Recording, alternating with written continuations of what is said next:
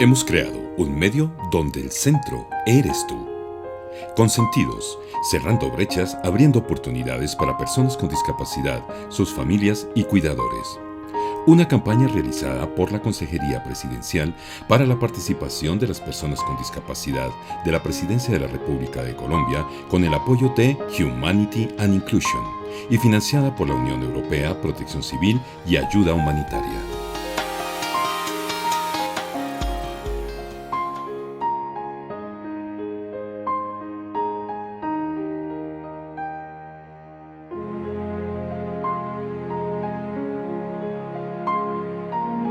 Bienvenidos a un nuevo capítulo con sentido, que es una iniciativa de la Consejería para la participación de toda la población con discapacidad y Humanity and Inclusion, a fin de acercar a toda la población por estos medios. Nosotros somos el equipo psicosocial del programa Sport Power 2, una iniciativa de Arcángeles Fundación y financiada por USAID Colombia. En este espacio vamos a estar como invitados y yo soy parte de ese equipo. Mi nombre es Olga Londoño, soy psicóloga y mis compañeros son. Mi nombre es Wilfer Aldana y soy psicólogo. Y yo soy Angélica Hoyos y también soy psicóloga. Hoy vamos a hablar de un tema que ha estado presente a lo largo de la historia, pero que con la situación actual ha incrementado. Este tema es el conflicto.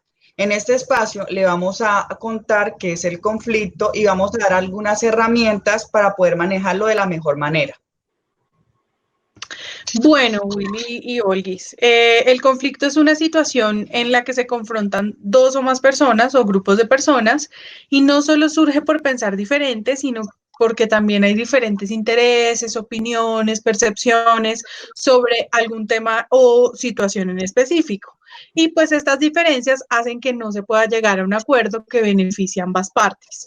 Los conflictos además pues hacen parte de la vida cotidiana de las personas y de la convivencia en general. Se puede incluso decir que es algo natural, que es algo que los seres humanos no podemos evitar cuando nos relacionamos con otros. Por eso hay que dejar de verlo como algo que es completamente negativo. Por ejemplo, los conflictos y sobre todo desarrollar la capacidad para resolverlos o solucionarlos puede ayudarnos a que nos conozcamos mejor como personas, a aprender nuevas formas de relacionarnos y a construir de pronto relaciones más duraderas con las personas que tenemos a nuestro alrededor. Normalmente cuando estamos frente a un conflicto o hacemos parte de un conflicto, nos concentramos mucho solo en lo que se puede ver. ¿A qué me refiero con esto? A lo que hacemos o lo que decimos. Las malas caras, los gritos, el llanto, el enojo, el reproche.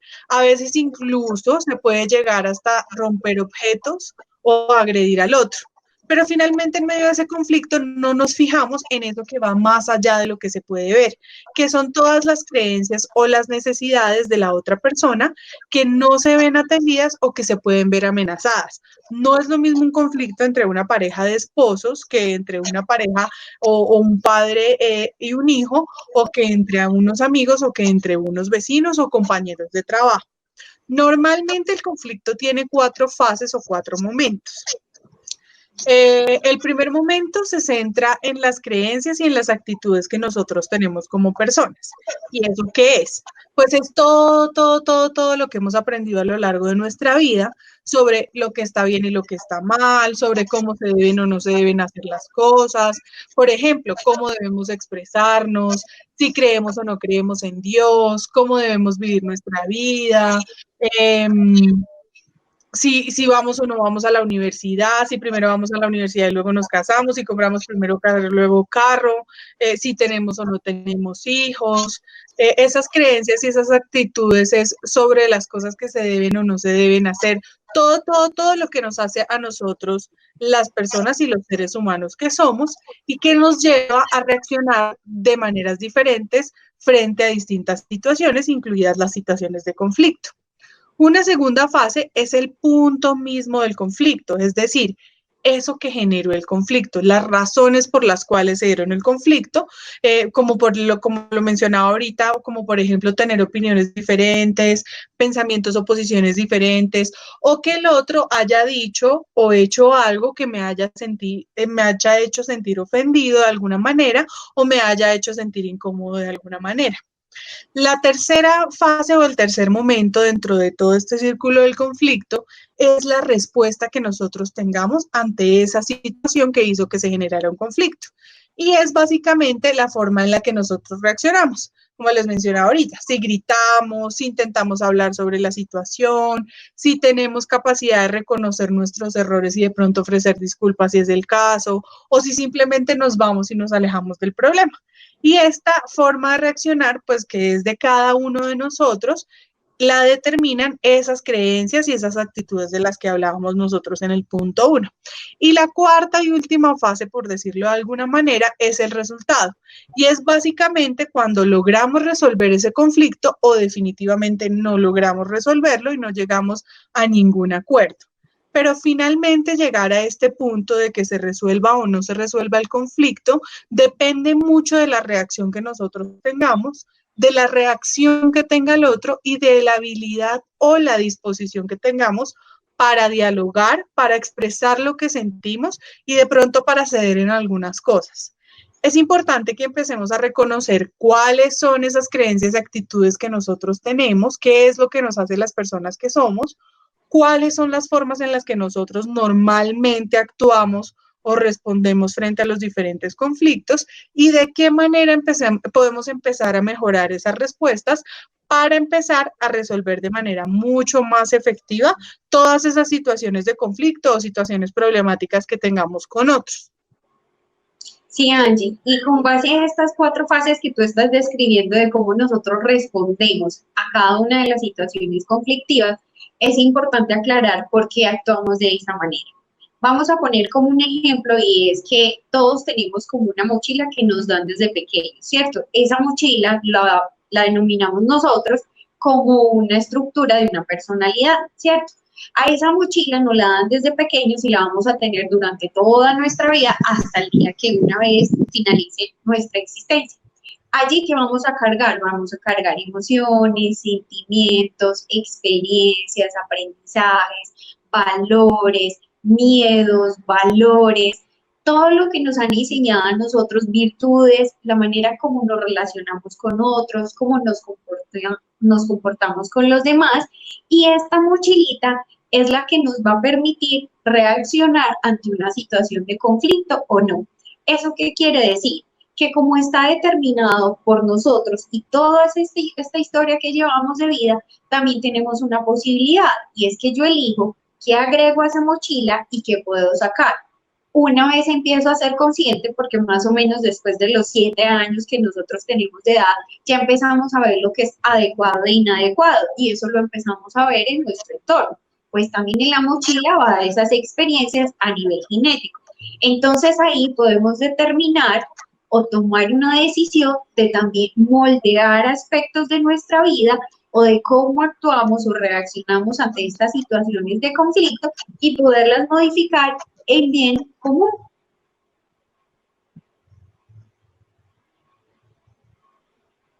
Por eso es importante saber que los conflictos se pueden dar por diferentes motivos. Por ejemplo, el primero, por diferencias en el control de los recursos, cómo se gasta el dinero, quién aporta una cosa, quién aporta otra, quién tiene más autoridad, los espacios y en qué tiempo. El segundo, por diferencias de intereses, necesidades y deseos de cada uno. Por ejemplo, si un hijo está constantemente en redes sociales y no hace sus deberes académicos o del hogar, se puede generar un conflicto con su padre porque él ya dio una instrucción que no se ha hecho. El tercero habla por diferencias en la información, hechos o creencias. Casi siempre tiene que ver con el deporte, con la política, con la religión o temas que implican decisiones éticas o morales como el aborto, la eutanasia, la pena de muerte y la guerra, generando muchas pasiones y sentimientos en las personas. Estos conflictos se generan a partir de opiniones diferentes sobre diferentes asuntos. El cuarto habla de diferencias de opinión sobre qué hay que hacer y cómo hay que hacerlo.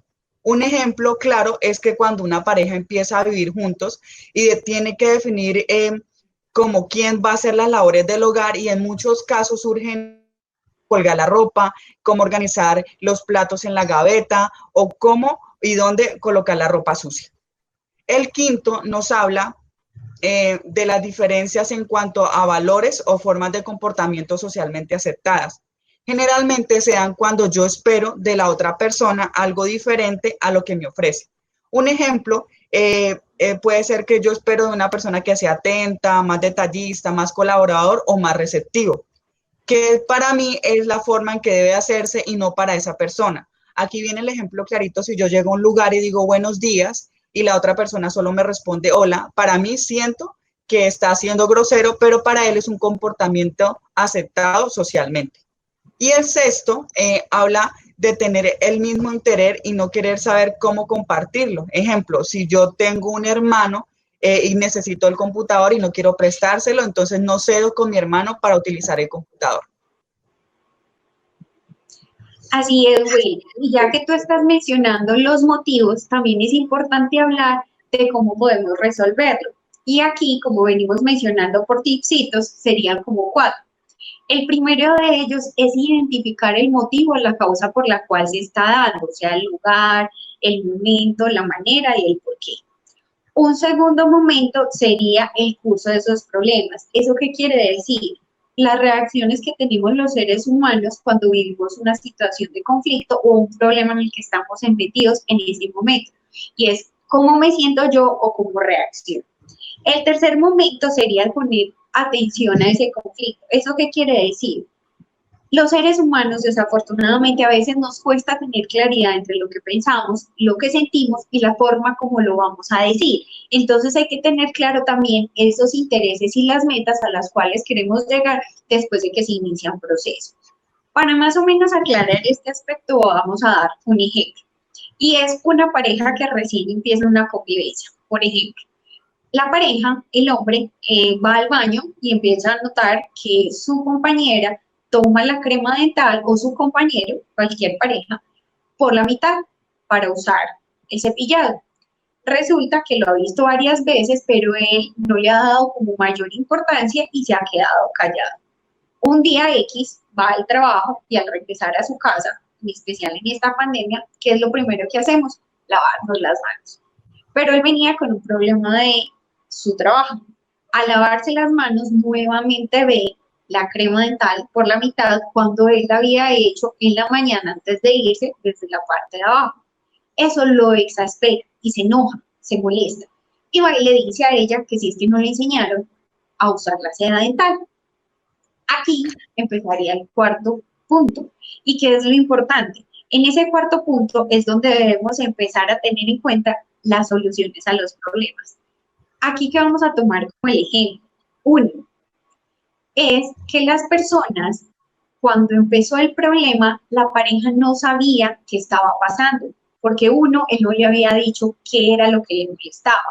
2, ella tampoco sabía que venía con un problema de su trabajo. Y 3, tampoco era justo que ella empezara a sufrir las consecuencias en la forma en que se lo dice y enseguida que se molestara. ¿Cuál sería esa solución para este caso? La persona primero debe reconocer que también falló, porque eso hace parte del día a día de todos nosotros. Disculparse, entender que él no le había expresado eso a ella, entonces ella por ello no va a entender por qué estaba molesto, que hubo problemas en su trabajo. Adicional a esos problemas, llegar a un acuerdo en común en el cual es importante o no unir o usar, perdón, la crema dental por la mitad o por el final, y si eso va a cambiar o no la vida de ellos, pues lo que ella haya vivido en su niñez, como le hayan enseñado, no significa que esté bien o esté mal. Todos tenemos maneras de aprender, son diferentes, y el hecho era empezar a llegar a un acuerdo. Sí, Olguis, y eso que tú nos explicas, pues sería como la forma ideal de resolver los conflictos. Pero pues no siempre sabemos cómo hacerlo o no siempre tenemos la disposición para hacerlo de esa manera y terminamos resolviendo, entre comillas, los conflictos de algunas formas que no sirven y que lo único que hacen es, digámoslo así, agrandar el problema. Por ejemplo, cuando evitamos la situación y hacemos como si nada hubiera pasado, dejamos que pase el tiempo, a ver si de pronto al otro se le olvida o se le pasa el mal genio, ¿sí? Como que nos hacemos los locos, como que estamos discutiendo y de pronto yo siento que mi pareja se pone como muy cansón y yo le digo, bueno, lo que pasa es que tú estás muy bravo, yo mejor me voy y hablamos después, ¿sí? El problema con esto es que casi siempre hace que el otro se pueda sentir mal, ¿sí? Que se pueda sentir molesto, que pueda de pronto sentir algo de resentimiento, rencor, o que incluso pueda creer que no nos importa lo que está pasando y que no nos importa lo que siente o piensa. Entonces, evitar los conflictos no es una forma recomendable de manejar el asunto.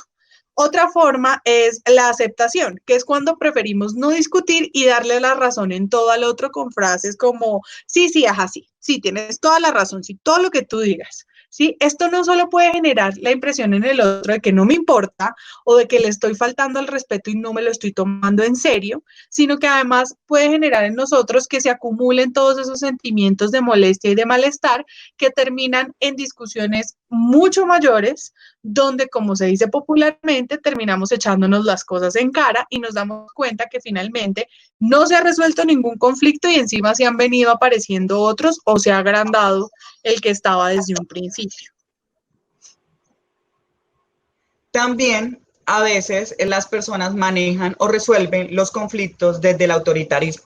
La típica frase de lo que yo diga es y punto, que es una forma en donde definitivamente no se tiene en cuenta al otro, aunque de esta manera se puede tener la sensación de que se resolvió el conflicto, pero la verdad es otra. Pues imponerse sobre el otro lo único que genera es malestar, resentimiento y falta de confianza para contar los problemas o inquietudes por el simple miedo a que se castigue. Entonces, no recomendamos esta forma de resolver conflictos. Así es, Willy. Por eso es importante empezar a resolver los conflictos desde lo más importante, y es la negociación, el cual es el medio en que, por la voluntad de las personas y un buen diálogo, y estas partes pueden dar una respuesta. Esto se pasa muy a menudo con nuestros pares, parejas, compañeros, vecinos, pero cuando nosotros estamos educando niños, como ellos están en un proceso de aprendizaje, aquí ese tipo de negociación no sería factible. ¿Por qué razón? Porque los padres están educando y lo que deben de estar es enseñando a sus hijos, y eso impide que sea una negociación. Pasa lo contrario cuando ya son adolescentes y ellos han adquirido cierto desarrollo y han entendido lo adecuado e inadecuado de los procesos. ¿Eso qué quiere decir? Hay algo que se llama disciplina inductiva. En la disciplina inductiva nos debemos de situar en una situación donde no seamos impositivos, sino que vamos a negociar. ¿Cómo sería? Ejemplo, ahora que estamos en la cuarentena y nos ha tocado estar en casa, es empezar acuerdos con ellos ante las normas. Y es que antes de irse a ver televisión, están en el celular, jugar play, debe apoyar en las actividades de casa antes de tener su tiempo de ocio. Exactamente pasa lo mismo con los padres, pues ellos también están trabajando en casa, pero tienen sus momentos de descanso, tienen otras responsabilidades y se debe priorizar. Pues en la casa todos son responsables de asumir este tipo de acciones. Entonces la negociación se trata de eso, pero no es en todos los momentos. La autoridad razonada es de esta forma que venimos hablando, cómo los padres deben empezar a establecer esta disciplina con ellos. Es muy bueno empezar ahora en esta etapa de la pandemia a establecer esos acuerdos. ¿Por qué razón? Porque ya sabemos que se va a extender hasta mediados de agosto, entonces es importante vincular a todos para que no se empiece a generar conflictos por ello. Recuerdos son muy diversos. Saber identificarlos, manejarlos y afrontarlos es indispensable para tener una convivencia sana en el hogar. Hay que tener en cuenta que si queremos resolver los conflictos, debemos tener disposición de entender, escuchar y ofrecer disculpas y, lo más importante, ceder, siendo la comunicación asertiva el principal factor o el principal beneficio para la resolución de los conflictos. Sí, Will, eso que dices es muy, muy, muy importante porque independientemente de todas las recomendaciones que nosotros les hemos venido dando y de todo lo que les hemos contado, si nosotros no tenemos disposición para escuchar al otro, para poder entenderlo, para ponernos en sus zapatos, pues no vamos a poder resolver absolutamente nada. Y es que reconocer al otro implica también que nosotros tengamos la capacidad de ofrecer disculpas, de ceder en lo que de pronto podamos querer y de tener esa capacidad de llegar a un acuerdo. Por eso la comunicación asertiva es tan importante y es, yo creo que algo de lo que se ha escuchado hablar mucho por ahí es que uno dirá, pues, ¿qué es esa vaina de comunicación asertiva? La comunicación asertiva no es más que la capacidad que tenemos todas las personas para expresar de manera clara todo lo que pensamos, lo que sentimos o necesitamos, pero teniendo en cuenta al otro, todo lo que ese otro puede sentir, pensar o necesitar y los derechos del otro. Esa capacidad que tenemos nosotros de poder decir lo que opinamos, lo que sentimos y lo que necesitamos para que nos tomen en cuenta, pero sin pasar por encima del otro y sin desconocer que el otro también tiene derecho a pensar, sentir y opinar de manera diferente a mí y que está bien, que el hecho de pensar o ser diferentes no implica que estemos en contra o que necesariamente tengamos que estar confrontados. La comunicación asertiva básicamente se fundamenta en el derecho que tenemos absolutamente todas las personas de expresarnos, de afirmarnos como personas y también de establecer límites en las relaciones sociales que tenemos.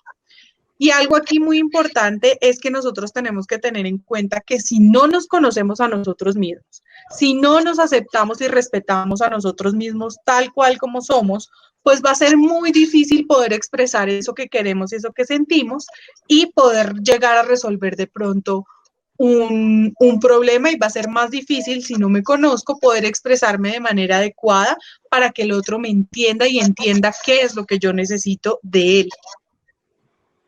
Sí, Angie, aquí también hay que aclarar que la forma como nosotros nos comunicamos no es solo con palabras. Nuestro rostro, que dan gestos, nuestro cuerpo con las posiciones y posturas, también comunicamos. Es por eso que podemos identificar si una persona está triste o está molesta, pues no necesita hablar porque con solo mirar la cara y el cuerpo hablan por ella. Otro factor importante a tener en cuenta es cuando nos comunicamos es el tono de voz, pues puede generar que la otra persona tenga un agrado o un malestar.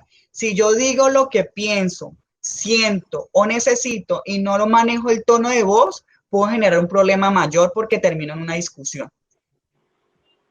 Sí, Will, para esto digamos que hay muchas organizaciones que hablan y han tratado el tema de la comunicación asertiva. Dentro de esas organizaciones está la Organización Mundial de la Salud y la Organización Panamericana de la Salud, que dan 10 tips muy concretos para comunicarnos de manera asertiva y pues aquí se los tenemos. El primero es no juzgar y no suponer. Esto lo hacemos mucho. Suponemos que sabemos todo lo que pasa con el otro y todo lo que le pasa al otro y lo juzgamos o lo señalamos sin darle la oportunidad de que se exprese. Muchas veces las personas, sobre todo en esta parte de Latinoamérica, tenemos la mala costumbre de asumir siempre lo malo y de ver siempre lo negativo en el otro. Entonces, siempre estamos pensando que el otro tiene algo en contra mía y que todo lo que está expresando es lo negativo que viene hacia mí y no le damos la oportunidad real de expresarse y de escucharlo. Lo segundo es no criticar y no interrumpir. Es fundamental que jamás nosotros interrumpamos al otro en lo que está diciendo, porque eso puede generar que igual se rompa la comunicación y que se siga generando un malestar. Cuando alguien nos está hablando, nosotros tenemos la mala costumbre de escuchar a ese otro esperando para responderle. ¿Sí? Y no para entenderlo. La clave cuando nosotros intentamos comunicarnos de manera acertada, sobre todo si estamos resolviendo o pretendiendo resolver un conflicto, es que cuando el otro nos esté hablando, nosotros no estemos pensando en qué le vamos a responder, sino que estemos pensando en la razón por la que esa persona nos está diciendo lo que nos está diciendo. Angie, y otro de los factores o de los tips que nos dice la Organización Mundial de la Salud y la Organización Panamericana es no interfiera las ideas. ¿Eso qué quiere decir? Los colombianos y nuestro hábito en muchas ocasiones es imponer nuestro pensamiento al otro, y ya lo hemos dicho muchas veces.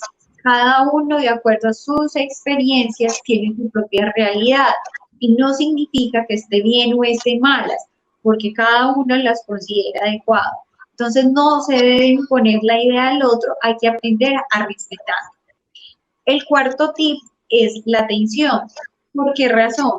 Porque nosotros estamos tan metidos en nuestros pensamientos e ideas que muchas veces no miramos a esta persona que nos está hablando a los ojos, y eso puede generar malestar e incomodidad, pues siente que es una falta de respeto.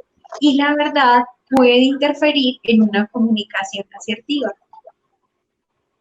El quinto se basa en la actitud, sea siempre abierto y receptivo con los demás. Eso es ser flexible, pues ser muy rígido con nuestras posturas y no poder negociar basándonos en el simple hecho de que tenemos la razón y que no todo ser humano tiene su propia versión. Entonces, la razón de todos los seres humanos es que somos únicos en este planeta. El sexto habla del deseo de escuchar. Escuche lo que se dice y procure estimular la comunicación con la persona que está hablando, pues a muchas personas les cuesta expresar sus emociones o pensamientos debido a razones como, uno, que no le enseñaron a dar y recibir afecto, o dos, de pronto inseguridades, miedos que pueden ser generadores ante malas experiencias que tuvo la otra persona.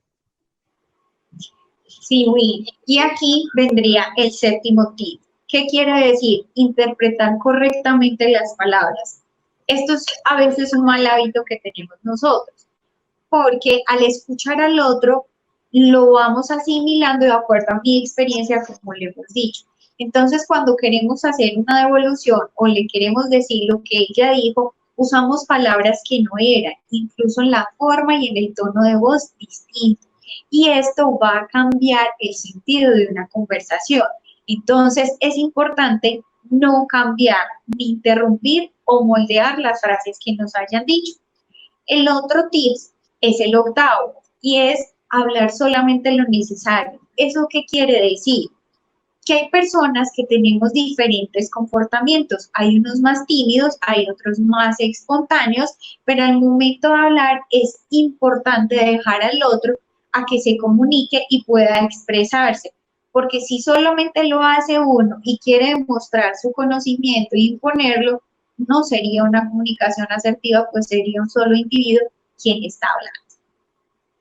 Otro de los tips es la humildad. ¿Esto a qué se debe? Que no somos las únicas personas que sabemos todo. De los demás también debemos aprender. Y los grandes problemas a la hora de tener una comunicación asertiva es cuando las personas creen que no pueden aprender y se ponen en una postura soberbia y además de arrogancia. Y eso impide la contrarreferencia o la transferencia de aprendizajes o de información con el otro de una manera asertiva. El último tip es el coraje. ¿Esto qué quiere decir? Es no tener miedo. ¿Por qué razón? Porque nosotros, si empezamos a mirar, hay personas, como ya lo decíamos, con actitudes distintas, si yo no le permito hablarse a él, ni cambiar, ni obtener una información diferente, le va a costar muchísimo. ¿Eso qué significa? Debemos empezar a romper esas estructuras de ese pánico a hablar con los otros y empezar a decir lo que pensamos, lo que sentimos, pero tomando en cuenta toda la información que hemos dicho de una manera adecuada, con un tono, una postura, conociendo nuestras experiencias, pero no sin reconocer la de los otros. Es importante adaptarnos a los cambios. Y como lo decías, Olga, esto es comunicación asertiva, que no se aleja de nuestro día a día, porque acciones pueden generar cambios en nuestro estilo de vida y dar una solución a los conflictos de una manera asertiva. Es una tarea que se debe trabajar día a día y en todo momento. Sí, Will, pues en resumen, el conflicto es algo que se puede considerar normal o natural en las relaciones de los seres humanos. Nos permite conocernos mejor y aprender a relacionarnos mejor. Y para resolverlos o darles solución, lo principal es estar dispuestos a comunicarnos y a expresar lo que sentimos y pensamos, pero con respeto. Y debemos también estar dispuestos a ceder. Ponernos en los zapatos del otro no siempre es algo que resulte fácil, pero pues sí nos va a permitir construir una mejor relación con las personas que nos rodean y manejar de mejor manera esas situaciones que pueden parecer conflictivas. Vamos ahora a resolver una pregunta que nos llega de las personas que nos han estado siguiendo en este espacio de consentidos, y es, ¿qué hacer si ese conflicto evoluciona o se convierte en una agresión? Allí, ante la pandemia que estamos viviendo y el mismo aislamiento, creo que en las noticias hemos escuchado que desafortunadamente los índices de violencia intrafamiliar se han aumentado. En otros videos anteriores habíamos mencionado unas líneas, pero queremos que las personas primero miren situaciones de negociación y tengan en presente todo lo que hemos dicho de la forma en que nos debemos hablar para poder solucionar un problema. Pero ¿qué sucede cuando ya se pasan las agresiones? Recuerden que las comisarías de familia, todo lo que pasa dentro de un hogar o una casa es de esta correspondencia. Ellos aún están funcionando, no han cerrado sus puertas, aunque no tengan el ingreso de personal abundante, sí los pueden recibir y está en todo el país. Allí hay un equipo interdisciplinario, ¿eso qué quiere decir? De diferentes profesionales que le pueden brindar ayuda para mediar o negociar esta situación, o en caso tal hacer. Allí hay trabajador social, hay abogados, hay psicólogos, incluso a veces hacen visitas en sus hogares. Y si es necesario, también recuerden que tenemos unas líneas a nivel nacional. La principal es el 123, pero también hay una línea, la 192, la línea de la mujer y otras que ya les hemos dicho en el directorio anterior, pero que Angie también se las puede recordar. Sí, Olga, la línea de atención es la línea de mujeres que escuchan a mujeres, que es la línea 155. Ahí también hay psicólogas, enfermeras, abogadas y demás que hacen orientación a mujeres que son víctimas de cualquier tipo de maltrato. Importante con esta pregunta y es reconocer cuando algo deja de ser un conflicto y se convierte en una agresión, porque finalmente la agresión, pensaría yo, que es algo que debemos contemplar como un límite no permitido, ¿sí? No debemos permitir que ningún problema nos escale a la agresión, pero en caso de que escale a este tema de agresión, la primera persona que nosotros tenemos que tener como prioridad somos nosotros mismos. ¿Sí? Si vemos que nuestra vida está siendo afectada o que peligra de alguna manera, lo mejor es llamar a estas líneas de atención, porque ahí nos van a poder orientar y guiar en el momento en el que de pronto tengamos la necesidad de salir de la casa en la que convivimos con esa persona con la que se presentó el incidente de agresión. Allí, y hay otra línea en caso tal de que se presenten a menores. Recuerde que todos somos responsables de informar esta situación. Informar no significa denunciar ni hay una implicación legal para quien lo está haciendo. Pues muchas personas tienen miedo de hacer este hecho. Si tú sabes que tus vecinos golpean o maltratan a alguien, para el caso de los niños pueden hacer por correos electrónicos también las denuncias. Y es el correo electrónico del ICBF y es atencionalciudadano@icbf.gov.co. Ahí queda como una denuncia anónima, solo que deben de poner una dirección, quiénes son y qué está pasando en el lugar o esa residencia donde están tratando a este menor. Bueno, y agradecemos su atención y disponibilidad de escucharnos. Les deseamos que se sigan cuidando por el bienestar de todos. Espero que pongan en práctica todos los tips que le acabamos de comentar, que le van a ayudar muchísimo a expresar sus sentimientos, pensamientos y necesidades. Claro está, no buscando dañar al otro, sino pues que todos estemos tranquilos. Muchas gracias a todos